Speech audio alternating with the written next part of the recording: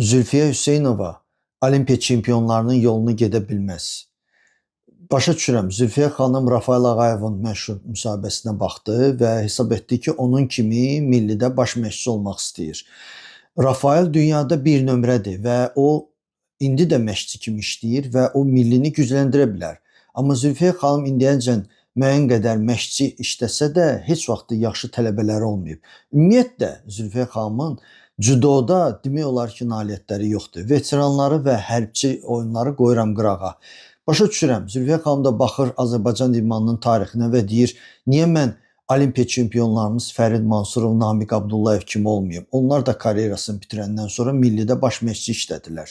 Niyə Mövlud Mirəliyev kimi, Olimpiya mükafatçısı kimi millidə işləməyim? Nizami Paşayev kimi ağır qaldıran idmançımız kimi dünya çempionu millidə rəhbərlik etməyim? Ancaq bütün bu təyin olunanlar milliyə o qədər də xeyir gətirmədilər və sübut olundu ki, ən yaxşı idmançılar bəzən heç də ən yaxşı məşqçi olmurlar.